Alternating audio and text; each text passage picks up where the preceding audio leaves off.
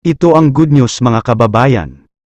Marami po ang natuwa sa ginawa ng ating Presidente at Vice-Presidente na si Inday Sara Duterte na bawasan ang pondo ng UP. At kung sa tutuusin nga ay kulang pa nga daw ito. At yan nga ang maiinit na banat ng ating Vice-Presidente na si Inday Sara Duterte. Dagdag pa aniya ang daming magagalit sa mga aktivista. Mga rebelde sa UP ang kapal ng mga muka. Kaya ang taong bayan ang nagpapakanda hirap magtrabaho para magbayad ng buwis at para lang mapondohan ang UP na ito. Pero pugad pala yan ng mga rebelde, aktivista at mga komunista. Marami na po ang nagpapatunay nito. Napakasakit sa kalooban na pinopondohan natin ang eskwelahan na iyan. Pero napakarami dyan kung makaasta akala mo alam ang lahat ng sagot sa ating problema ng ating bansa wala pa nga kayong napapatunayan. Estudyante pa lang kayo. At sa mga matitino dyan ang pagkakaalam ko hindi naman po lahat ng taga-UP mga rebelde at aktivista. Marami po talaga dyan ang matitino, ang kakapal talaga ng mga mukha hindi na nahiya, pinag-aaral kayo ng taong bayan, tapos iyan lang ang gagawin ninyo. Abay lumipat kaya kayo ng ibang eskwelahan, huwag kayo umasa sa taxes ng mga Filipino people, hindi ba talaga kayo nahihiya? Pagbigyan nyo na lang ang matitino ng ibang nag-aaral dyan sa UP, umalis kayo dyan, humanap kayo ng ibang eskwelahan o kaya naman magtayo na lang kayo, ng sarili ninyong eskwelahan, para lahat ay pwede ninyong gawin. So tama lang po ang ginawa ni Pangulong BBM at Inday Sara Duterte. Ipasarado na lang ang UP para hindi pamugaran ng mga aktivista, rebelde, at mga komunista. Samantala, Vice-Presidente, ay harap-harapang sinagot itong si Kabataan Party List, dito sa bidyong ito. Inilabas ni Inday Sara ay isa sa mga sinolusyonan ay ang Department of Education, ng ginagawang recruitment nitong mga kaliwang grupo. Narito ang maiinit na banat ni Inday Sara, panuorin natin ang full video. Learners outside of the classroom. Ang atin pong motto is that not all learning happens inside the classroom, which is true. I believe that everyone will agree with that. Lahat po tayo ay maraming natutunan, hindi sa loob ng classroom at hindi sa ating mga teachers, but sa ating life experiences as well.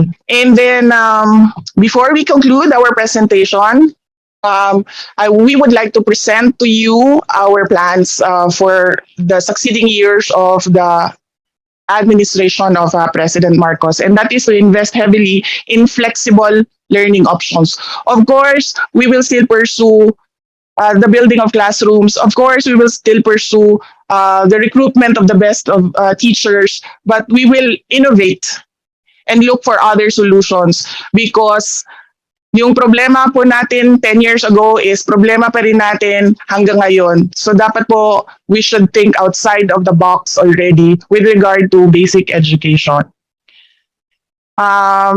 The recruitment to terrorism, active shooter copycats and active shooter issues and problems, recruitment in insurgency, recruitment of children in illegal criminal activities, the drug use of DepEd personnel and drug involvement of learners.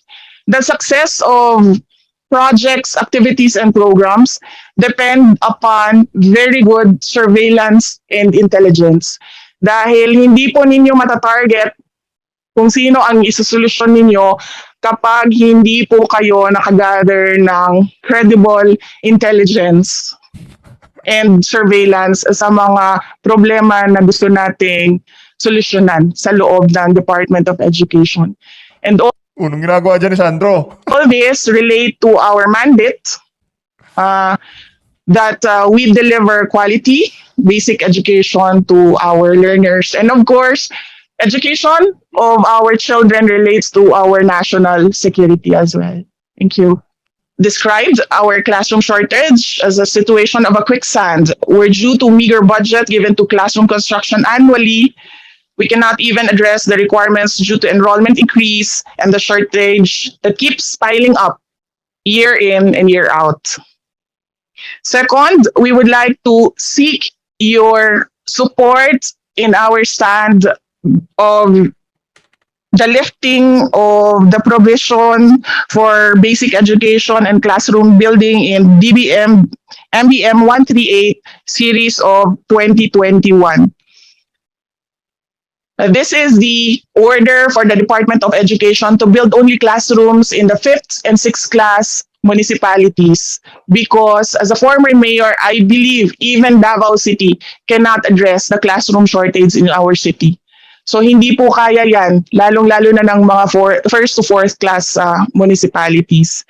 And I would like to reiterate our full support to the BARMM concern in financing their regular programs previously covered by the national government. We believe that the block grant given to BARM is not enough to fund its competing resources. Lastly, I sincerely thank the members of this committee for listening to our plan for next year and beyond. I know that the challenges we are facing are huge, and we need your support in our quest to think out of the box for our Filipino learners. May I humbly ask this committee for the endorsement of our proposed budget to the plenary for consideration. Thank you very much. Daghang salamat. Okay, so I'll direct the question to the official in charge of That's your last finance. question. We can have a short manifestation to close. Okay, sige. I'll just leave this final question. Then, depende na lang po sa DepEd kung masasagot. In case there will be an amendment in the NEP to realign confidential funds and good governance programs to specific itemized programs in education, kagaya ng provision ng school supplies, will DepEd be willing and able to utilize such funds? Yun na lang, Madam Chair. Maraming salamat. Salamat, Rep. Manuel. Madam Secretary. Yes, opo. I'd like to add to the answer of Yusek Cabiola. We're actually done with the review. We are currently presenting it. We initially presented it to the MANCOM, EXECOM, and then we will present it to other sectors from the government and the private sector as well. And we are currently starting with the review on grades 11 to 12, and then it will go through the same process. It will go through presentations so that comments and suggestions from all the sectors can be collated by the Department of Education, and we come up with the new curriculum for the K-12 program. However, during our discussions, it will take 2 to 3 years for us to implement new curriculum for the K-12. And I am trying to push the curriculum and instruction strand to do it in 1 year, and we will update you on that if we will be able to implement a new curriculum in a year or two. We're talking about academic school year. With regard to the confidential funds, there are so many issues, and you see it in the news with regard to our work in the Department of Education, the issues and challenges that we face in the Department of Education. Some of which, very recently in the news, are sexual grooming of our learners by their peers or their teachers. Salamat, Madam Secretary, sa inyong paliwanag ng inyong policy direction with respect to classroom shortages. And rest assured po, kasama niyo po ang Kongreso outside the box po. So at this point, we will now open the floor to questions and a few house rules. Each member will only have 5 minutes for questions at hindi po kasama sa 5 minutes na yun ang sagot po ng ating mga DepEd officials. And we also have a long-standing tradition where we accord preferential treatment to our minority members, and they will be followed by the majority members in an alternating manner. We can begin interpellation with the representative of Kabataan Party List, Representative Raul Manuel. You're recognized. Ayun na po si Raul Manuel. Hello. Good morning, Madam Chair. Good morning sa mga opisyal ng Department of Education. Yung una kong mga tanong ay tungkol sa learning recovery. Paano na tayo uusad mula dun sa dinulot na learning poverty noong early years ng pandemya? Ayan na po yung pinakapabibo at pabidang party list. Aware tayong lahat kung paano tila ba ay hindi talaga maayos na natuto yung ating mga kabataan habang sila ay nag-aral lang through modules or through online. Hindi totoo yan. Maraming parents ang natuto. Dahil dyan sa ano na yan, online class, no? Comprehensive Rapid Literacy Assessment tsaka Amplified Numeracy Assessment ang DepEd. Kaso, ito ay kinoconduct online. Ang tanong natin sa DepEd, paano natin matitiyak na yung assessment tool natin ay accessible dun sa ating mga kabataan to gauge how they really learned? Yes, we would like to call on our USET for the curriculum and instruction strand, USET Gaviola. Thank you very much. Good morning, Your Honors. Please kindly state your name and This is indicate your Wilfredo position. Cabral of DepEd NCR, Regional Director. And I would like to respond on the question pertaining to the conduct of CRLA and ANA.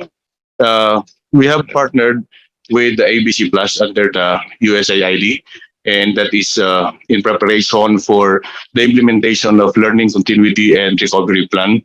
On the question on why this has been conducted, not necessarily online, but electronic, just to facilitate the assessment of the status of literacy and numeracy level of our learners.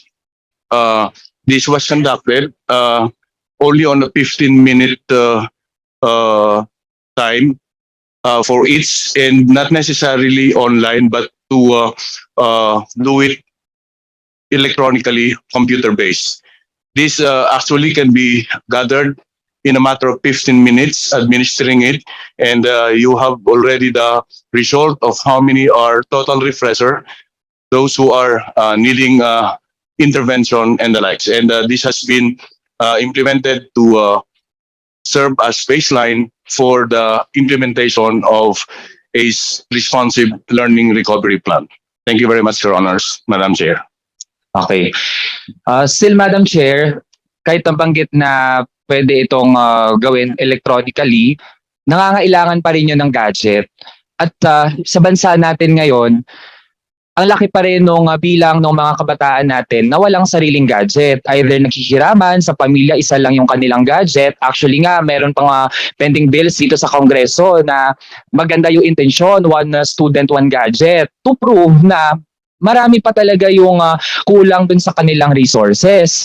Tapos kahit, Madam Chair, 15 minutes lang yung test actually kasi kailangan niya mag-connect dun sa electronic system. We received reports na yung system na yon ay laging nagbabog down at confusing din yung interface, Madam Chair. Chair, can I respond? Please proceed. I'd like to point out that the assessment is not census. It is sampling, and it does not cover all grade levels. It covers only those in the key stage 1, grades 1 to 3. And while we were able to use some of the technologies that we have, we make use also well of the management system that are available, learning management system, and it does not cover the entire population in a certain key stage. So as to the question on the availability, it's just a matter of time management and identifying those areas or schools and learners within schools who can be tested using the tools that we adopted from our partnership with the USAID. Thank you very much, Your Honor. Okay. Madam Chair, modesty aside, ang background ko po ay applied mathematics. And when we talk about sampling, kailangan nating maging maingat dun sa paano tayo nagsasample. Kasi with that, ang makakwalify lang dun sa ating sample ay mismo yung meron ng mga gadget. Ibig sabihin, hindi natin test, madadiagnose yung mga estudyante na hirap dun sa kanilang gadget na in the first place, sila na nga yung napag-iwanan dun sa ating shift to distance learning na kinailangang i-impose sa gitna ng pandemya. Sunod, Madam Chair, gusto ko nga matanong, pwede bang gawin na lang ito face-to-face? Kasi yung ating mga guro para makapag-proceed sila sa pagtuturo, kailangan din nilang mag-conduct ng mga remedial classes at para angkop yung kanilang remedial classes na ituturo, dapat na conduct nila ng maayos yung kanilang mga diagnostic tests. At ngayong nasa transition na rin naman tayo to full face-to-face classes, kaharap na si teacher, mas maiging face-to-face na at i-provide yung mga assessment tools para magawa ito ng maayos on a nationwide basis, Madam Chair. Please, Gabriela. Yes. Madam Chair, in consideration the suggestion of the Honorable Congressman. And we would like also to inform everyone that for this coming 5 to 6 months, we will be conducting around 5 assessment tests. And also, this includes the face-to-face and census examination. Thank you, Madam Chair. Aasahan natin yun, Madam Chair, given na since nagbukas tayo ngayon sa school year na ito, for 3 weeks na, ay umaasa pa rin yung marami sa ating mga teachers na may ipoprovide na test forms yung Department of Education.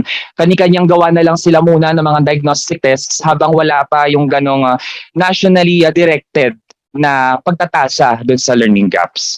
Sunod na tanong, Madam Chair, tungkol naman sa phasing na ating review ng K-12 program. I believe na bago tayo sumulong dun sa pagtatalakay ng mga panukalang batas na gusto mag-introduce ng mga bagong subjects, ay matalakay muna Kindly natin wind up, kailan Manuel. mangyayari na yung K-12 review. That is your last question, Manuel. Yuse Gaviola. Thank you, Madam Chair. Ang ating pong ongoing pong review ng ating K-12 at this point in time po, ang ating K-10 are currently undergoing refinement at hopefully within the year ma-finalize at ma-execute na po natin. Kailangan po natin yan dahil dyan din po naka-anchor ang ating curriculum guides para po ang learning modalities at ang ating mga resources ay ma-execute din po natin ang procurement. At ayan po ang ginagawa ng department ngayon na i-harmonize lahat ng activity na to upang sa ganon ma-implement natin yung new curriculum with all the resources. Yung senior high or yung 11 to 12 ay ongoing po ang ating review and hopefully ma-finalize din po natin ito within 2020.